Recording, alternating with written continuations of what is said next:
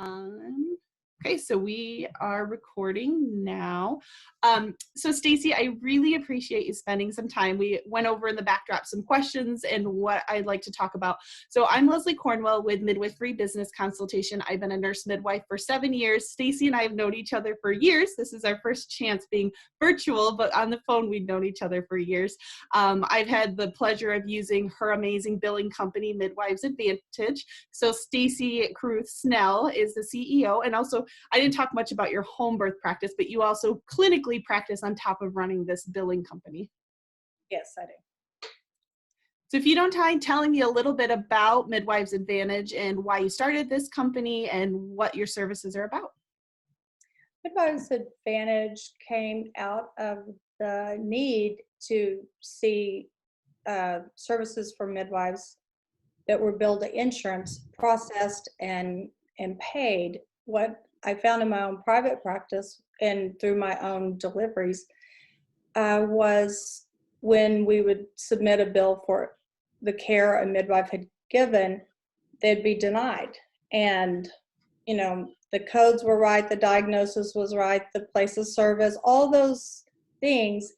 And it just, we kept hitting denials and delays. And I just knew there had to be a way that people could, their insurance would pay for care they receive from licensed healthcare providers.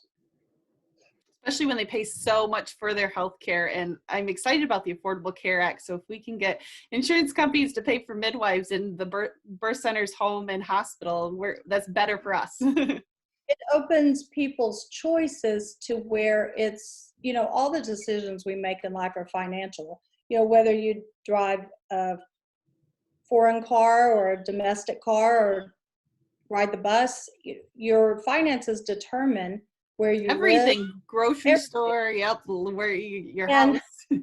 so it kind of evens the playing field a little more, where people that don't necessarily have thousands and thousands in savings that they can have their baby wherever they want, when they know their insurance will cover it in a like manner as it would in a hospital setting, it takes that part off the table and they can make the decision on the location and their care provider based on their needs and not just even their wants. I wouldn't say so much needs. Yeah, the choices.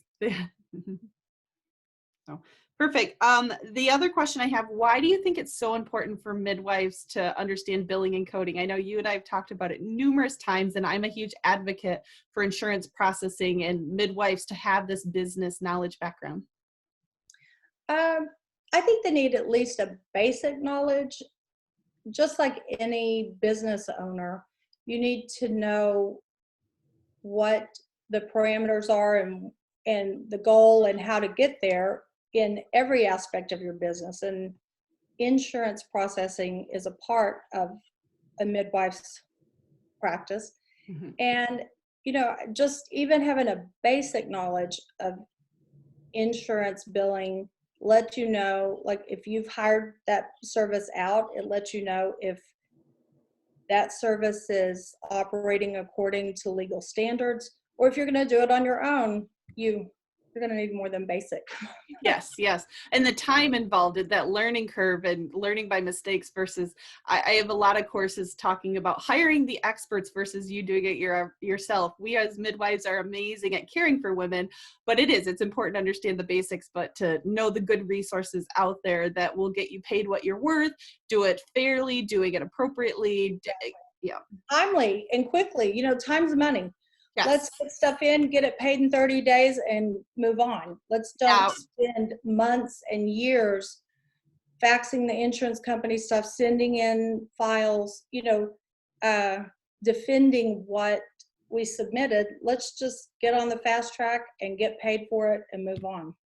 Yeah, it would amaze me how like you know the words to say and the laws to reference to defend claims, and how many representatives you talk on the phone, and I would bang my head against the wall, and years later, and the longer it drags on, the less likely you are to get that outstanding balance, or you want a good relationship with your women. So if you can keep the finances as much as possible out of the care and have an expert to refer to for questions is awesome. You're right. You're right. Well, there's a saying in the insurance world, they're like, delay as much as you can because eventually people will die.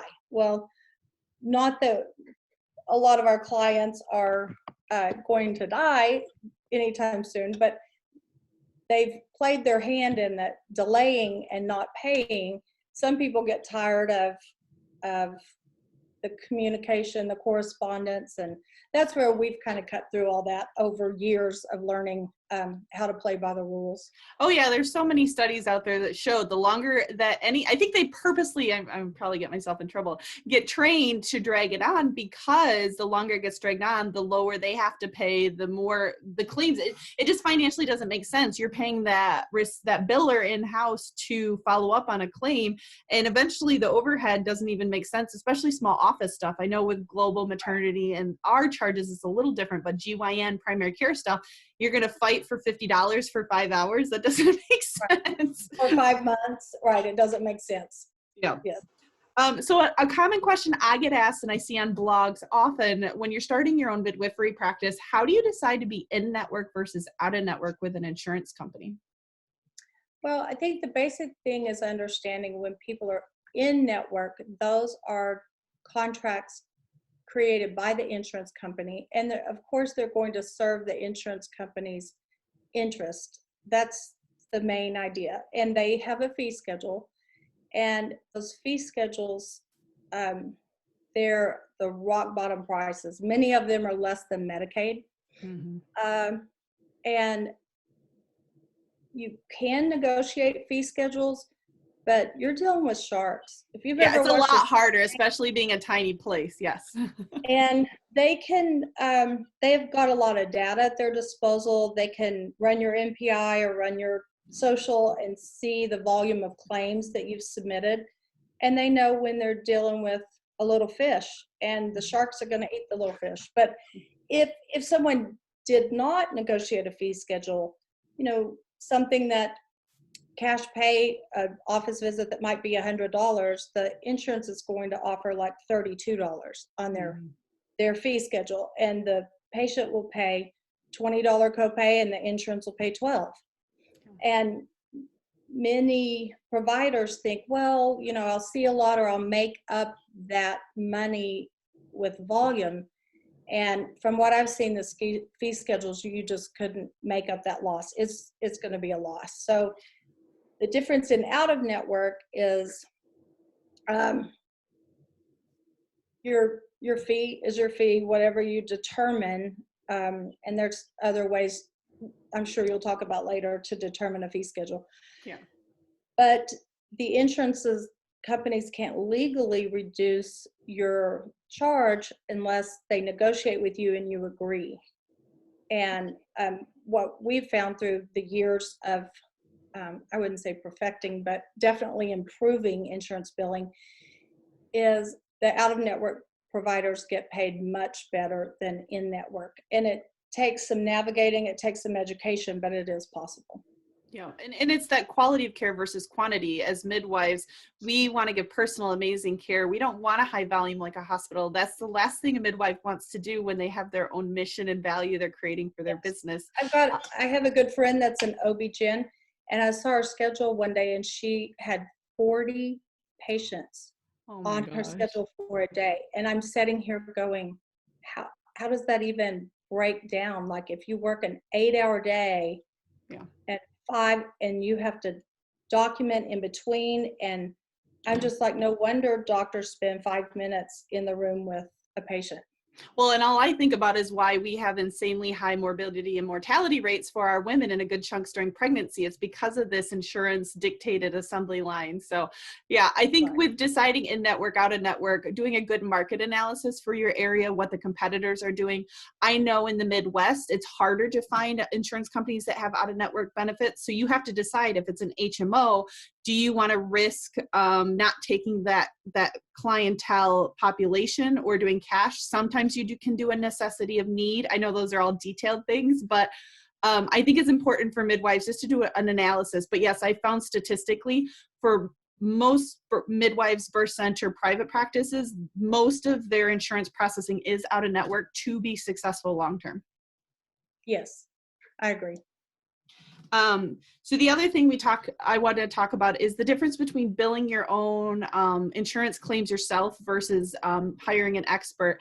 I know we hinted at it a little bit, and I know we both have our biases present, but I want you to give a couple examples of when it might make sense to do in-house yourself, like if you have a background in billing, you're smaller, versus when would be a good time to transition to your services.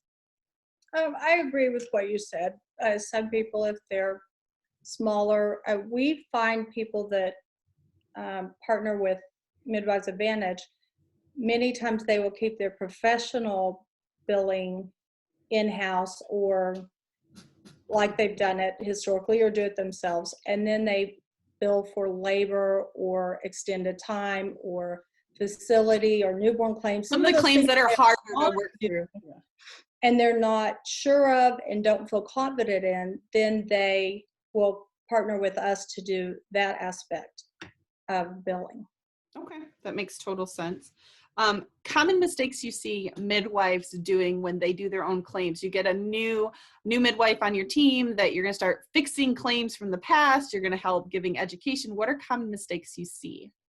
I think by and large, the biggest mistake that is made is midwives not billing for all the billable care that they provide.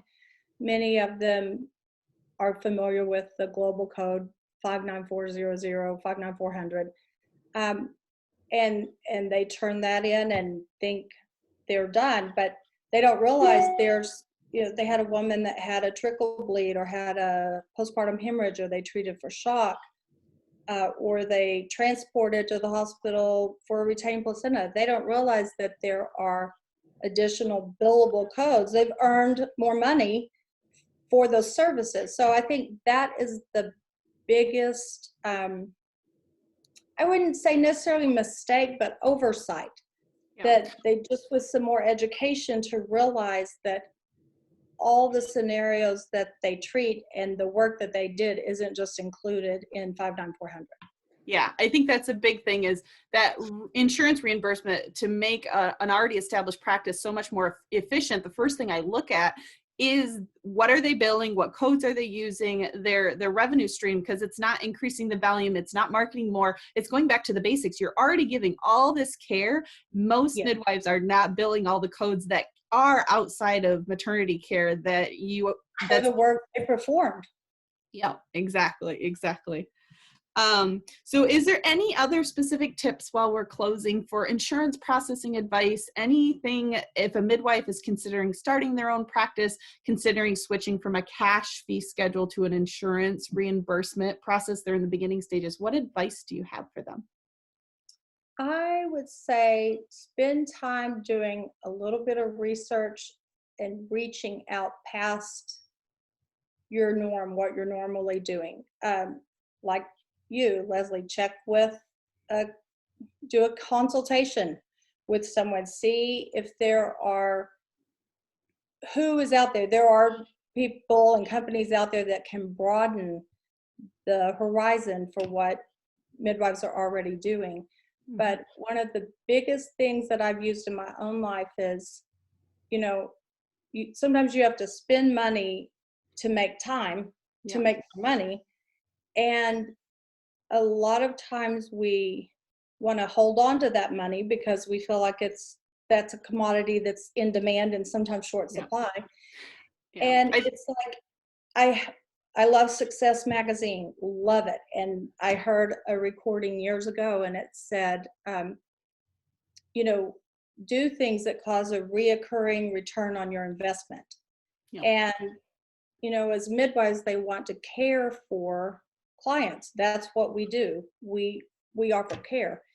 And don't be afraid to reach out and try different things. And there are several billing companies around the country. Try one. If that doesn't meet your needs, try another one. If that doesn't meet your needs, don't be afraid to change things up if you're not seeing the results that you like. Like, have no fear. Like, if something's not working, change it. Yeah. And I agree wholeheartedly. I think that's part of business 101 is return on investment. ROI is the most important word I stress when people are making their business plan and they're figuring out that good foundation for their practice. I say, don't stress by the numbers right now. All I want you to do is put your mission down, your values. What do you want to focus on? What do you want to hire out? Get the experts on your team. Even though it may cost you more money initially, what money is it going to make you long-term? Don't look at your short-term budget. Look at your long-term budget. And everybody's afraid when they make a change. That's a normal, you know, take a breath and do it anyway. You know, I heard a saying like, if you could hire a housekeeper for $25 an hour and you can make $100 an hour at your job, you know, you'd be silly to do the $25 an hour work. You know, you're losing $75 an hour. Well, and you're helping the economy when you do that. When you're using these other businesses and their resources, you're going to boost your economy because now there's all these extra jobs out there and the women have more money to come see you. It's a cyclical effect. So it's looking exactly, it's a cycle. Yeah. So no, I appreciate you greatly. You and I have been through ups and downs over the years. And so I can remember our very first talk together in details. So we've seen each other's businesses grow a lot over the last few years. It has. It's evolved, and you've seen me in my highs and lows, and it only betters you. It makes you get to the next level of challenging yourself, refocusing your life. And so I would never be where I am now if things in the past hadn't happened. So I appreciate them, and I appreciate your skills. So is there anything else you can think of to pick brains and talk about? No, I think you've covered it. Okay. Yeah. The only thing I wanted to suggest was just because you're a great resource, people could call your office. You have a great team with you. If they have questions about your services, if they go to Midwifery Business Consultation, I have it's about 5 hours long. You're in the middle of the course. It's a billing and coding beginners course for midwives. I think it's a great resource to help understand claims and what does in network, out of network mean, how to negotiate with insurance companies, creating your fee schedule. I know you hinted about that earlier. All these things that are really important to create a good foundation or improve your current practice. Yes, and if a midwife is looking to have a trial period to hire out billing, you know, they would love to have a chance to talk to them at midwivesadvantage.com is our website. Excellent. And, you know, they don't have to stay. There's no risk. We don't charge to submit the claims, and they can submit it and see how it works.